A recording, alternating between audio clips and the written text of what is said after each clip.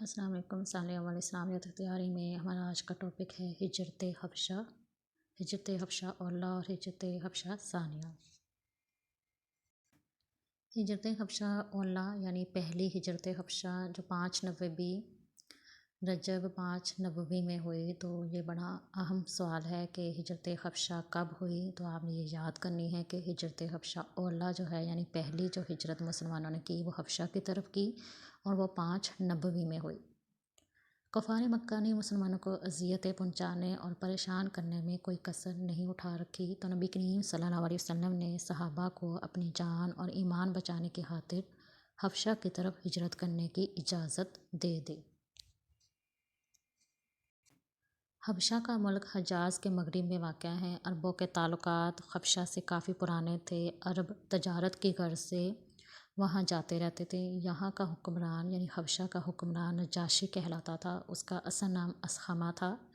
یہ بہت شریف النفس اور نیک دل آدمی تھا۔ اس ہجرت میں یعنی حبشہ کی طرف جو پہلی ہجرت کی 11 مرد اور 4 عورتیں شامل تھیں۔ تو ہجرت حبشہ اولا میں کتنے لوگ شامل تھے؟ تو 11 مرد اور 4 عورتیں شامل تھیں، جو جدہ کی بندرگاہ سے رات کے اندھیرے میں روانہ ہوئے۔ اس قافلہ میں حضرت عثمان رضی اللہ عنہ اور ان کی اہلیہ نے بھی ہجرت فرمائی۔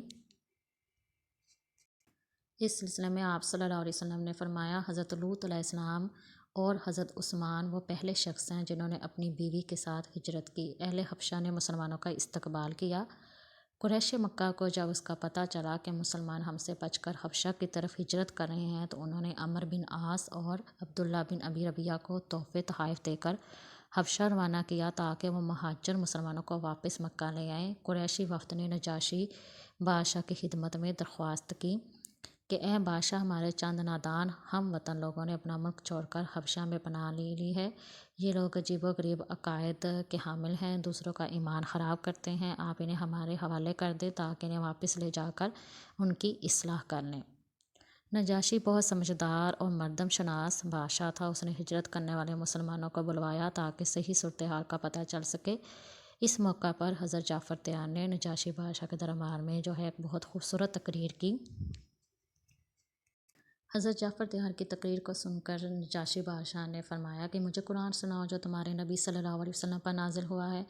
تو حضرت جعفر طیار نے سورۃ مریم کی چند آیات تلاوت فرمائی، جنہیں سن کر نجاشی بادشاہ رونے لگا اور کہا، باخدا یہ کلام اور حضرت عیسیٰ علیہ السلام پر نازل شدہ کلام ایک ہی چراغ کے 2 پرتوں ہیں۔ محمد صلی اللہ علیہ وسلم تو وہی رسول ہیں جن کی خبر یسوع مسیح نے دی تھی۔ اللہ کا شکر ہے کہ مجھے اس رسول کا زمانہ ملا۔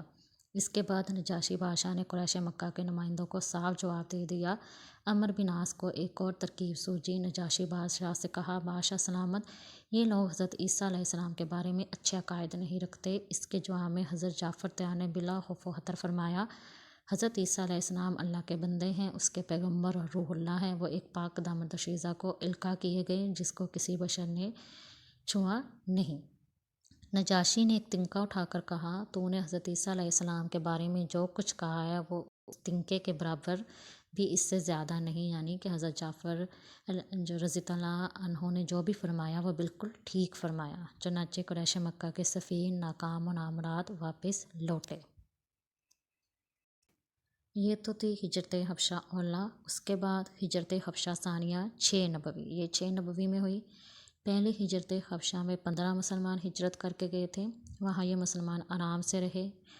انہی دنوں حبشہ میں یہ افواہ پھیل گئی کہ اہل مکہ نے اسلام قبول کر لیا ہے، لہٰذا کچھ لوگ خبر سنتے ہی واپس مکہ کی طرف لوٹ آئے، مگر جب مکہ کے نزدیک پہنچے تو پتہ چلا کہ غلط خبر تھی، تو کچھ لوگ واپس چلے گئے اور کچھ داخل ہو گئے۔ دوسری ہجرت حبشہ میں 83 مرد اور 18 عورتیں شامل تھیں۔ 83 مرد اور 18 عورتیں شامل تھیں۔ یہ تو تھا آج کا لیکچر، اس کو اچھے سے یاد کیجیے گا۔ السلام علیکم ورحمۃ اللہ۔